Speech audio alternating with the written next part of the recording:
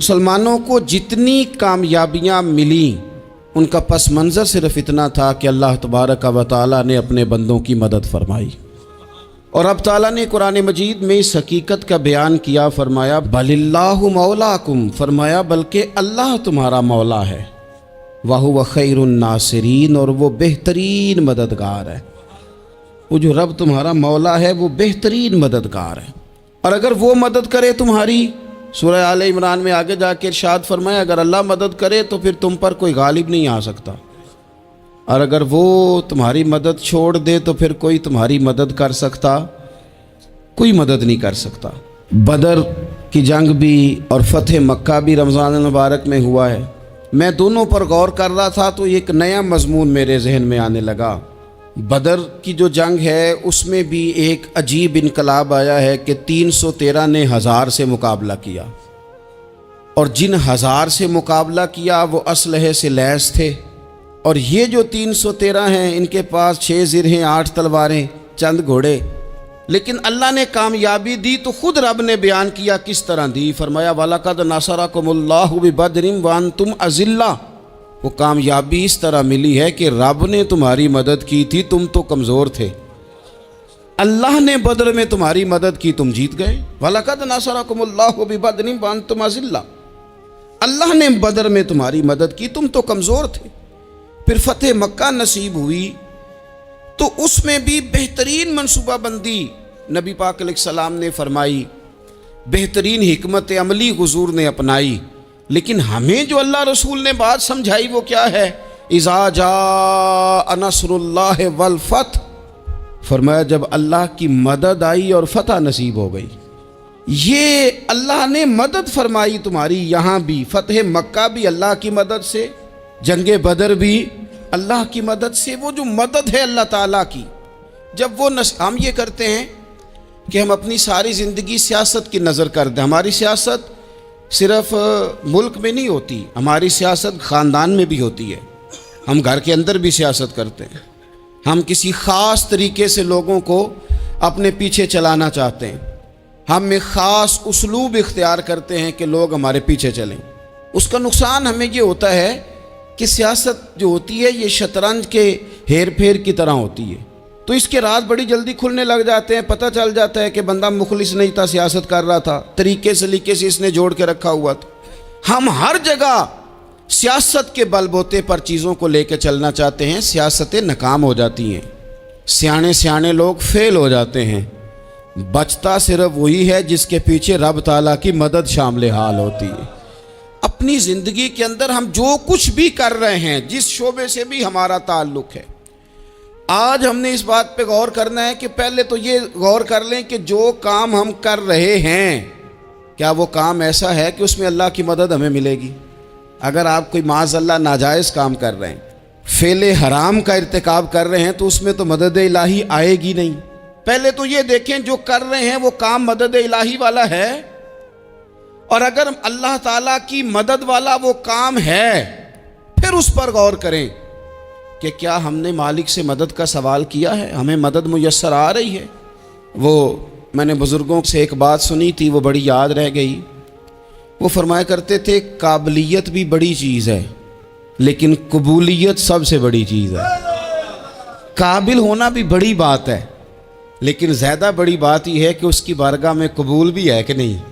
अपनी ज़िंदगी में अल्लाह की मदद की तरफ बढ़ें, मालिक की मदद का हुसूल इख्तियार करने की कोशिश करें, अल्लाह के साथ अपने आप को जोड़ें। अगर अल्लाह की मदद नसीब हो, ये जो हम जितना डरते रहते हैं, सहमे रहते हैं, परेशान रहते हैं कोई क्या कर देगा, हमारे यहाँ ना हर शोबे में माज़अल्लाह एक माफिया है, इल्ला माशाअल्लाह। वो माफिया कहता है मेरे साथ मिलोगे तो मैं चलने दूँगा, वरना मैं नहीं चलने दूँगा। मार्केट में आ ही नहीं सकता फलाना बंदा, क्योंकि यहाँ हमारा कब्ज़ा है। और मेरे भाई फिर बहुत सारे लोग जिनकी नीयतें और इरादे बड़े अच्छे होते हैं शुरू में, वो भी उस माफिया का शिकार हो जाते हैं और उनके रंग में रंग जाते हैं। याद रखना, किसी शख्स की ब्लैकमेलिंग का कभी शिकार ना होना, कभी किसी की मीठी और मुसज्जा मुकफ़ा बातों का शिकार ना होना। कोई क्या कर सकता है अगर अल्लाह मददगार हो तो। जिसको रब करीम उठाना चाहे उसे कोई गिरा सकता है। हम ये डरे डरे सहमे सहमे परेशान परेशान فیصلہ کرنے کی طاقت نہیں، مجھے چلنا چاہیے کہ نہیں، اٹھنا چاہیے کہ نہیں، کرنا چاہیے، اٹھ باندھ کمر کیوں ڈرتا ہے؟ پھر دیکھ خدا کیا کرتا ہے۔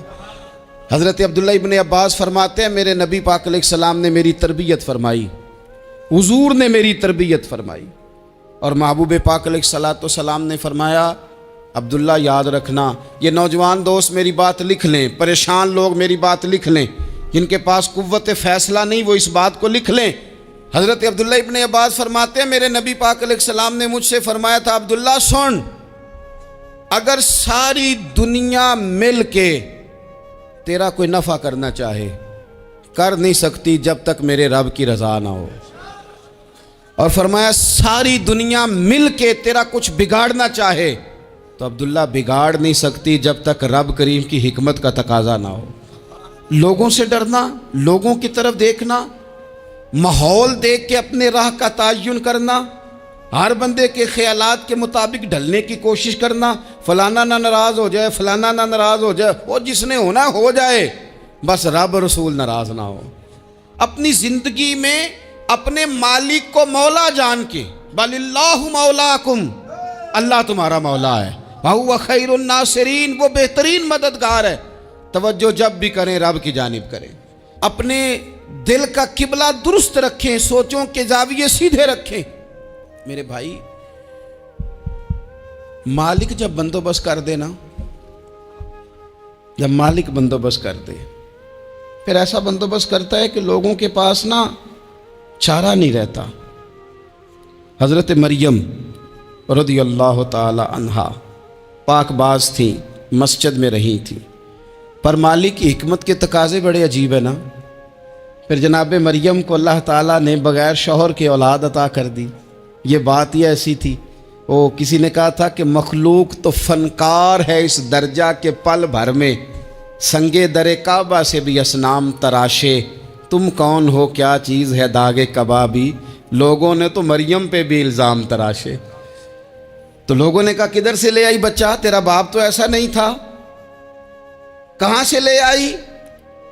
اللہ کرے میں آپ کو سمجھا سکوں، ذرا اپنے آپ کو وہاں کھڑا کریں کہ ایک پاک باز عورت، پاک باپ کی بیٹی، طیب ماں کی بیٹی، اور اللہ کے گھر میں پرورش پانے والی خاتون، ایک وہ وقت اور ایک یہ وقت کہ اس عورت کو کٹہرے میں کھڑا کر کے پوچھا جا رہا ہے کہ معاذ اللہ تیری گود میں بچہ جائز نہیں ہے، کہاں سے لائی ہے؟ اب خود سے صفائیاں بندہ کتنی کو دے، کتنی کو وضاحتیں کرے۔ اور میں نے تو اپنی زندگی میں دیکھا ہے زیادہ وضاحت دینے والے کو بھی لوگ جھوٹا سمجھنے لگ جاتے ہیں، زیادہ وضاحت دینے پر بھی لوگ کمزوری کا اظہار سمجھتے ہیں کہ کمزور پڑ گیا۔ آپ صلح کی کوشش کرتے ہیں، سامنے والا بزدل سمجھ لیتا ہے، زیادہ وضاحتیں بھی کمزور کر دیتی ہیں۔ اب حضرت مریم کو کٹہرے میں کھڑا کر کے کہا بچہ کس کا ہے؟ تو پھر خدا بندوبست جب کرے، اللہ جب مددگار ہو، تو پھر حضرت مریم کی گواہی درختوں سے نہیں دلوائی، اس نے پتوں سے نہیں دلوائی، پھر فرشتے نہیں بھیجے۔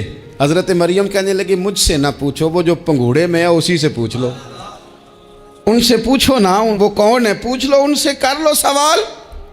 انہوں نے کہا پنگوڑے میں چند دنوں کا بچہ یہ جواب دے گا؟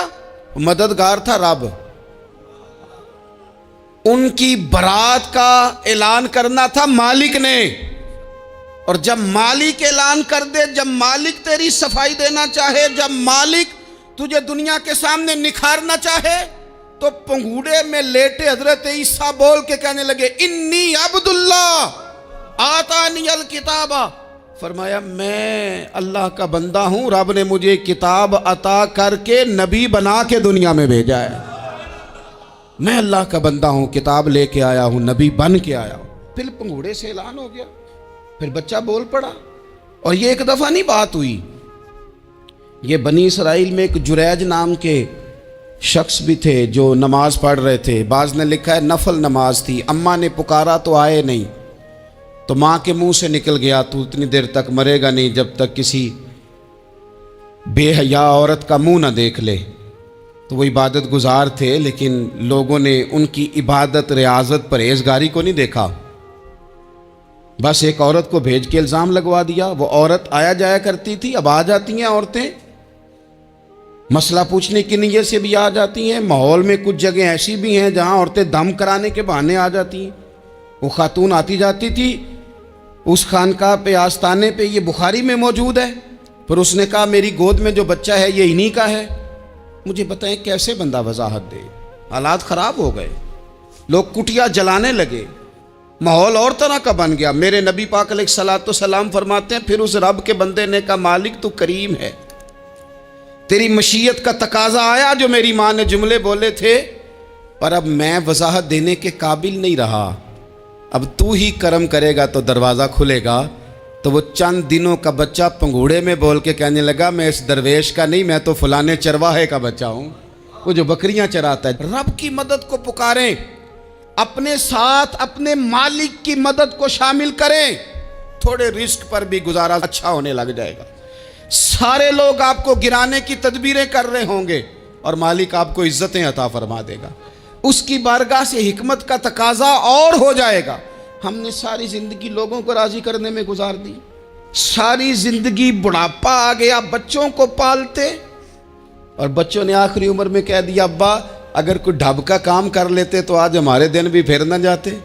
ساری زندگی گزار دی بہن بھائیوں کو راضی کرنے میں، ساری زندگی گزار دی ذمہ داریاں اٹھانے میں، ان کو 99 دفعہ دیا، ایک دفعہ نہیں دیا تو انہوں نے کہہ دیا تو نے تو کبھی دیا ہی نہیں، تو تھا ہی نہیں۔ ساری زندگی محلے داروں علاقے والوں کو راضی کرنے میں گزار دی۔ اور میں نے ایسے لوگ بھی دیکھے دین کے لیے وقت گزارا، لیکن جب بڑھاپے میں دانت کام نہ کرتے تھے تو وقت کے مفتیوں کو بھی مسجدوں کی کمیٹیوں نے کہہ دیا اب آپ کی سمجھ نہیں آتی، ہم نے خطیب کو یور رکھنا ہے، نہ دیکھو دنیا کی طرف، دنیا رلا دیتی ہے، نہ راضی کرو بندوں کو، بندے تھکا دیتے ہیں، نہ پیچھے بھاگو ہر وقت دنیا داروں کے، یہ انسان کو کمزور کر دیتے ہیں۔ وہ تو کریم ہی بڑا ہے، 2 آنسو زمین پر بعد میں گرتے ہیں، بندے کے گناہ سارے پہلے معاف فرما دیتا ہے۔ اللہ کی مدد کا حصول، اپنے مالک کی مدد کی طرف بڑھنا، آپ کو بدر کی جنگ بھی یہی درس دے گی، آپ کو احد کا میدان بھی یہی سبق دے گا، فتح مکہ بھی یہی سبق دے گا۔ میرے دوستو جب رب مدد فرمائے، جب اللہ مددگار بنے، دوستوں سے ایک بات اکثر کرتا ہوں، میں کہتا ہوں کہ جتنے درد سے آپ امیر کو اپنی کہانی سناتے ہیں نا، اور جس طرح آپ کے آنسو بات کرنے سے پہلے گر جاتے ہیں کہ غریب ہیں، بچیاں ہیں، کاروبار نہیں، او میرے سنگیو، اس سے آدھے آنسو اپنے رب کی بارگاہ میں بکھیرو، اس کے حضور عرض گزار ہو جاؤ، اس سے طلب کرو۔ ایک وقت انسان پر زندگی میں ایسا آتا ہے کہ اسے یوں محسوس ہوتا ہے کہ میرا سایہ بھی ذرا سا پیچھے ہٹ گیا ہے، اسے یوں لگتا ہے کہ میں کسی سہارے پہ ہاتھ ڈالتا ہوں تو وہ بھاگ جاتا ہے مجھ سے، لیکن مالک کی بارگاہ ایسی عظیم بارگاہ ہے، رب رسول کے آستانے اتنے بڑے ہیں کہ آپ جب وہاں کشکول طلب دراز کرتے ہیں تو جھولی پھیلانے میں دیر لگتی ہے، ان کو بھرنے میں تو کوئی دیر نہیں لگتی۔ ہم نے اپنا سوچ کا قبلہ ہی دنیا کو بنا لیا ہے۔ یہ جو اللہ والوں کی مدد ہے یہ تو اللہ ہی کی مدد ہے، لیکن یہ جو سیٹھوں کی طرف توجہ کرنا، نوابوں کی طرف توجہ کرنا، دنیا داروں کی طرف توجہ کرنا، اور اپنا مزاج اس طرح کا بنا لینا، یارو گردن کو جھکا دیتا ہے خیرات کا پتھر، جہاں میں مانگنے والوں کے سر کبھی اونچے نہیں ہوتے۔ اور اقبال کہتے ہیں غیرت ہے بڑی چیز جہان تگ و دو میں، پہناتی ہے یہ فقر کو تاج سردارا۔ میں عرض کروں گا کہ اپنی آپ جب توجہ کا قبلہ اللہ رسول کو بنائیں گے تو رب فرماتے ہیں وَيَرْزُقْهُ مِنْ حَيْثُ لَا يَحْتَسِبُ، میں نہ تجھے وہاں سے رزق دوں گا جہاں سے کبھی تیرا گمان بھی نہیں گیا ہوگا، یہاں سے بھی مل سکتا ہے، تو نے سوچا بھی نہیں ہوگا۔ بخاری شریف میں حدیث ہے، حضرت جابر ابن عبداللہ فرماتے ہیں نبی پاک صلی اللہ علیہ وسلم نے 300 لوگوں کا ایک لشکر روانہ کیا کسی مہم کے لیے، کسی جہاد کے لیے۔ حضرت ابو عبیدہ بن جراح رضی اللہ تعالیٰ عنہ امیر لشکر تھے۔ فرماتے ہیں غربت اتنی زیادہ تھی، بھوک اتنی زیادہ تھی کہ ایک ایک کھجور دن میں ایک وقت کھانے کو ملتی تھی، اور کچھ دن ایسے آئے کہ اب کھجور بھی نہیں مل رہی۔ فرماتے ہیں اتنی زیادہ بھوک لگی مجاہدین کو، 300 بندہ پتے کھا کے گزارا ہونے لگ گیا. یہ بخاری میں موجود ہے. آپ فرماتے ہیں کہ دریا کے کنارے ہمارا پڑاؤ تھا, ٹھہراؤ تھا. جب بھوک سے نڈھال ہو گئے نا, وَيَرْزُقْهُ مِنْ حَيْثُ لَا يَحْتَسِبُ, اللہ وہاں سے روزی دیتا ہے, گمان بھی نہیں ہوتا. فرماتے ہیں ایک مچھلی اللہ تعالیٰ نے دریا کے کنارے بھیجی. فرماتے ہیں وہ تھی تو مچھلی پر پہاڑ جتنی تھی.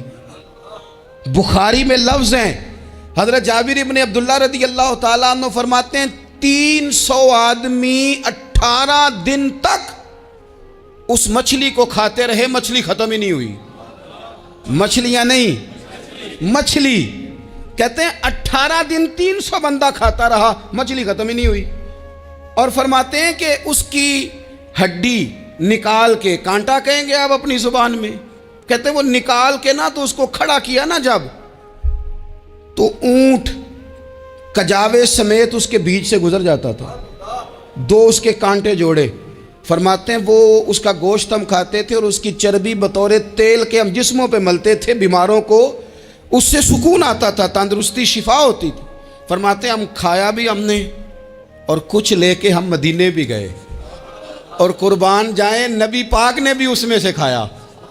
ہم نے عرض کی حضور یہ معمہ کیا ہے, یہ ماجرا کیا ہے؟ تو محبوب نے فرمایا تمہارے پاس غذا نہیں تھی, رب نے تمہارے لیے بندوبست کیا ہے, اللہ نے تمہیں دیا ہے. مکان شروع کر لیا, ایک صاحب نے وہ مکان بنانے لگے. آپ وہ حساب لگا رہے ہیں, کہتے ہیں میرے پاس اتنے پیسے ہیں, اتنے میں نے فلانے دوست سے کہنا ہے اس نے دے دینے, اتنے فلانے رشتہ دار سے کہنا ہے اس نے دے دینے, اتنے فلانے سے کہنا ہے اس نے دے دینے. یہ ساری کاپی بنا کے مکان شروع کر لیا.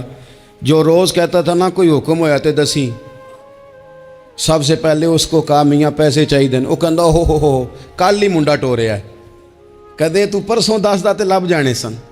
میں آپ کو اپنے تجربے کی بات بتا رہا ہوں. جن لوگوں کا خیال ہوتا ہے نا کہ آپ سٹارٹ کریں فلانا کام, ہم آپ کے ساتھ ہیں, اللہ کا ہی کوئی نظام ہے, وہ بالکل بھی نہیں ساتھ ہوتے. لیکن ایسا نہیں ہے کہ کوئی ساتھ نہیں ہوتا. اللہ تعالیٰ بڑے اسباب پیدا کرتا ہے, وہاں سے دیتا ہے جہاں سے گمان بھی. ہمارا یہ ذہن بن جاتا ہے ہم ساری اپنے حساب سے چلتے ہیں, اتنے رشتہ داروں سے اتنے, کون آپ کے ساتھ چلے گا, سوال ہی نہیں پیدا ہوتا.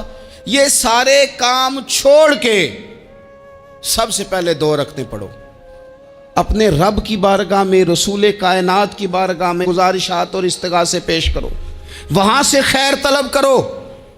دنیا دار کیا دیں گے, کیا دے سکتے ہیں, کیا حیثیت ہوتی ہے کسی. اللہ کہتا ہے وہاں سے دوں گا. تو جو اللہ مال دے وہ لینا چاہیے کہ رشتہ داروں کا مال دیکھنا چاہیے؟ جو اللہ دے وہ لینا چاہیے کہ سیٹھوں نوابوں کی جیبیں دیکھنی چاہیے؟ جو اللہ دے وہ قبول کرنا چاہیے یا دیکھنا چاہیے کون سا آدمی کہاں پہنچ گیا؟ چھوڑو, اپنی مٹی پہ چلنے کا سلیقہ سیکھو. کسی کے سنگ مرمر پہ چلو گے تو پھسل جاؤ گے, پھسل جاؤ. اس پر ایک اور بات عرض کر دوں, صحیح بخاری سے, مسلم سے. ایک اور بات, کچھ چیزیں ایسی ہیں جن سے اللہ کی مدد آتی ہے, مدد ملتی ہے. ایک چیز ان میں سے ایسی ہے جس سے بہت مدد نازل ہوتی, وہ ہے کہ جب رب آپ کو دے نا تو پھر آپ بھی اس کے رستے میں دیں, پھر مدد آتی ہے, پھر اور آتا ہے. بخاری مسلم میں حدیث ہے, یہ زیادہ ہی توجہ طلب امر ہے, اس پر آپ غور کریں گے. حضرت ابو ہریرہ فرماتے ہیں کہ نبی پاک علیہ السلام نے فرمایا ایک شخص نے بادلوں کے اندر سے آواز سنی کہ فلاں آدمی کا کھیت اور باغ خشک ہو گیا ہے, وہاں برسو اور اس کے کھیت کو سیراب کرو. وہ بڑا حیران ہوا کہ بادل سے آواز آ رہی. پھر اس نے دیکھا کہ ایک پہاڑی پر بارش ہوئی, وہ بادل وہاں برسا, پھر نالیوں سے ہوتا ہوا پانی ایک طرف چلا. تو جس نے آواز سنی تھی, حضور بیان کر رہے ہیں, وہ بھی پیچھے پیچھے چلا کہ پانی کدھر جا رہا ہے.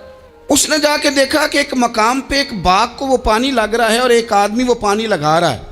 اس نے اس سے پوچھا تیرا نام کیا ہے؟ اس نے کہا کیوں؟ کہنے لگا بتا نا. اس نے نام بتایا تو کہنے لگا یہی تو وہ نام ہے جو میں نے بادلوں کے اندر سے سنا ہے کہ فلاں کے کھیت کو پانی دے دو. اس نے کہا یار تو کیا عمل کرتا ہے کہ اسپیشل تیرے لیے بارش برسے؟ یہ بخاری پڑھ رہا ہوں, سیاستہ سے حدیث عرض کر رہا ہوں. اس سے پوچھا تو کیا کام کرتا ہے کہ جناب اللہ تبارک و تعالیٰ کا حکم کرم آیا کہ خاص تیرے لیے پانی برسے اور تیرے کھیت کو سیراب کرے؟ تو اس نے کہا چھوٹا ذمہ دار ہوں, پر جب فصل اگتی ہے تو 3 حصے کرتا ہوں. ایک حصہ اپنے بال بچوں پہ, بہن بھائیوں پہ خرچ کرتا ہوں, ایک حصہ پورا, اور ایک حصہ دوبارہ کاشتکاری پہ لگاتا ہوں, اور تیسرا حصہ خالص میں نے مسکینوں، یتیموں اور غریبوں کے لیے رکھا ہوا ہے۔ وہ جو تیسرا حصہ اللہ کرے آپ سمجھیں، وہ رب کے بندوں پہ تیسرا حصہ خرچ کرتا ہے نا، تو کریم مالک نے فرمایا جہاں سے غریب کا حصہ جاتا ہے وہ کھیت خشک نہیں رہنا چاہیے، وہ جہاں سے مسکین روٹی کھاتے ہیں وہ خشک نہ رہے، جہاں سے یتیموں کو کچھ آتا ہے کہیں اس کی فصل رہ نہ جائے۔ میں اور آپ بھی اگر اپنے مال میں مسکینوں، یتیموں، غریبوں کے حصے رکھ لیں گے تو فصلیں خشک نہیں رہیں گی، ان کے اندر تازگی آئے گی، نور آئے گا، کرم آئے گا، خاص کر خدا کی رحمت برسے گی۔ مدد اللہ سے چاہیں، اپنی توجہات کا مرکز رب رسول کی ذات کو بنائیں، پھر آپ محسوس کریں گے کہ بڑی جلدی اللہ تعالیٰ کی مدد آنے لگی ہے۔ کبھی آپ صرف کہہ دیں نا میرا رب میرے ساتھ ہے، اس لفظ میں اتنی طاقت ہے کہ دشمن ویسے زہر ہو جاتا ہے۔ زندگی میں کسی سے بھی لڑائی ہو تو اچھی طرح سوچ لیں کہ اللہ اس طرف ہے یا اس طرف ہے۔ اگر آپ زیادتی پہ ہیں تو پھر رب مظلوم کی جانب ہے۔ اگر اللہ کی مدد آپ کے ساتھ ہے تو دنیا کی کوئی طاقت آپ کو گرا نہیں سکتی، اور اگر آپ مظلوم کے مقابلے میں ظالم بن کے آپ کھڑے ہو گئے ہیں اور آپ نے رویہ وہ اختیار کیا ہے کہ جس میں مدد نہیں آئے گی، تو پھر یاد رکھ لیں کہ آپ کوئی بھی ہیں، کہاں بھی ہیں، آپ کمزور ہیں۔ طاقتور تھے ابتدائے اسلام میں، ظاہری طاقت تھی کفار مکہ کے پاس، وہ ڈنڈوں سے مارتے تھے غریبوں کو، ان کے ہاتھوں میں ڈنڈے تھے، پر خدائی طاقت ان مظلوموں کے ساتھ تھی۔ صاحب زرقانی نے لکھا ہے حضرت زنیرہ رضی اللہ تعالیٰ عنہ ایک لونڈی ہیں، غریب ہیں، ماڑے دا کی کام محمد نس جانا یا رونا، غریب سادی بی بی اور لونڈی کنیزہ، ایک مشرک کی کنیزہ تھی، انہوں نے کلمہ پڑھ لیا، وہ ڈنڈوں سے مارتا، دروں سے مارتا، تکلیف دیتا۔ حضرت زنیرہ رضی اللہ تعالیٰ عنہ کو اتنا مارا، اتنا مارا۔ اب آپ ایک اور پہلو پر بھی غور کریں، مار بھی پڑ رہی ہے پر خدا ادھر ہی ہے، اللہ کی مدد ادھر ہی ہے۔ رب کہتا ہے کہ پہلے تو صبر کرنا، ان اللہ مع الصابرین، تو صبر کرے گا تو پھر رب کی معیت ملے گی، ذرا ٹھہرنا، تو تھوڑا ڈٹنا۔ ان الذین قالوا ربنا اللہ ثم استقاموا تتنزل علیہم الملائکہ، تو کہے اللہ میرا رب ہے، پھر تو پہلے ڈٹ، پہلے تو نے ڈٹنا ہے۔ ثم استقاموا، جو ڈٹ گیا، تتنزل علیہم الملائکہ، ڈٹنے والے کے لیے مدد آتی، پہلے تھوڑا ٹھہرنا پڑتا ہے، پہلے تھوڑا صبر کرنا پڑتا ہے، حوصلہ کرنا پڑتا، اس کے بعد مدد آتی۔ مار پڑ رہی ہے، مارا جا رہا ہے حضرت زنیرہ کو، ان کا مالک جو ہے ظاہری آقا وہ مار رہا ہے، یہ کنیزہ ہے، اتنا مارا، اتنا مارا، ان کی بینائی چلی گئی، نظر آنا بند ہو گیا۔ ابو جہل آیا اور کہنے لگا زنیرہ دیکھا نا ہمارے بت تیری آنکھیں لے گئے، معاذ اللہ، لات و منات ہمارے بتوں نے تجھے اندھا کر دیا۔ اب ایسا نہیں ہے کہ بی بی روتی جا رہی ہے، روتی جا رہی ہے، مایوسی مایوسی، معاذ اللہ، پریشانی، غریبی بڑی ہے، پوچھنے والا کوئی نہیں، یہ باتیں نہیں۔ کیا جملے ہیں خاتون کے، کیا لفظ ہیں۔ ابو جہل نے تنزیہ کہا، معاذ اللہ، کہنے لگا دیکھا نا ہمارے بتوں نے تجھے اندھا کر دیا۔ تو جناب زنیرہ آنکھوں کی بینائی گئی ہے، رات کو گئی ہے، دکھ ابھی تازہ ہے، لیکن اللہ پہ جو توکل ہے، اپنے مالک سے جو رشتہ ہے وہ اتنا مضبوط ہے، اتنا طاقتور ہے، اس میں اتنی گہرائی ہے کہ حضرت زنیرہ بول کے نا اتنی قوت سے بولی، اتنی طاقت سے بولی کہ پورے کفر پر لرزہ طاری ہو گیا۔ فرمانے لگی تمہارے بتوں کی کیا اوقات ہے کہ وہ میری بینائی لے جائیں، یہ میری رب کی حکمت کا تقاضا ہے۔ جب تک اس نے چاہا زنیرہ دیکھتی رہی، اور جب اس نے چاہا زنیرہ کی آنکھوں کی بینائی چلی گئی، اور اگر وہ چاہے گا نا تو بینائی واپس بھی کر دے گا۔ اگر ہو ذوق یقین پیدا تو کٹ جاتی ہیں زنجیریں، اگر وہ چاہے گا تو بینائی آ بھی جائے گی۔ حضرت زنیرہ نے رات کو یہ لفظ کہے، ابو جہل اور سارے کفار ڈر کے سن کے چلے گئے، آپ اطمینان سے آ کے بستر پہ سوئی، جب سویرے اٹھی تو اللہ نے آنکھوں کی روشنی واپس کر دی تھی. آنکھوں کی اب چھڑی پکڑی ہے، بازاروں میں گھومتی ہے، کہتی ہیں بلاؤ کدھر ہے تمہارے نات و منات، دیکھو میرے رب نے روشنی واپس کر دی. آ کر میرے ساتھ ادھر آ ستمگر ہنر آزمائیں، تو تیر آزما ہم جگر آزمائیں. بیمار لوگوں یاد رکھو، کہہ دیا ڈاکٹر نے کہ تو بڑا بیمار ہے، تو بڑا کمزور ہے، یہ ہو گیا وہ ہو گیا، تو ڈاکٹر اپنے علم کے مطابق بات کر رہا ہے. ہوگا تو وہ جو میرا رب چاہے گا. کمزور ہو جانا، پریشان ہو جانا، تکلیف میں آ جانا، پتہ نہیں بات ہو گئی ہے تو جانے کیا ہو جائے گا. اپنی زندگی کے اندر اپنے رب سے رشتہ مضبوط کریں، رسول کائنات سے رشتہ مضبوط کریں، اللہ والوں سے رشتہ مضبوط کریں. حضرت زنیرہ نے پیغام دیا کہ زندگی میں جو جینا چاہتے ہیں تو وہ رب کا نام لے کے جی سکتے ہیں. جو اپنی زندگی میں خوشیاں دیکھنا چاہتے ہیں تو رسول اللہ کے نام پر خوشیاں دیکھی جا سکتی ہیں. توکل کی بنیاد پر بندہ خوشیاں لے سکتا ہے. اور اگر انسان میں توکل نہیں ہے تو پھر وہ اس کالے جادو سے بھی ڈر رہا ہے، وہ نیلے سے بھی ڈر رہا ہے، وہ پیلے سے بھی ڈر رہا ہے، وہ فلانے سے بھی ڈر رہا ہے، وہ میرے خلاف فلانا رشتہ دار سازش کر رہا ہے تو ڈر رہا ہے، فلانا میرے بارے میں یہ کر رہا ہے تو ڈر رہا ہے، وہ پتہ نہیں دنیا ادھر ہو جائے گی تو کیا ہو جائے گا. اٹھ باندھ کمر کیوں ڈرتا ہے، پھر دیکھ خدا کیا کرتا ہے. تو اس ساری گفتگو کا نچوڑ آپ کو یہ عرض کیا ہے. سب سے پہلے تو یہ کہ میدانوں میں مدد بھی اللہ کی، رزق میں مدد بھی اللہ کی، فصلیں خشک ہوں تو مدد پھر بھی اللہ کرے، تو پھر ساری مدد. اور اگر انسان بیمار ہو تو پھر بھی مدد اللہ کی.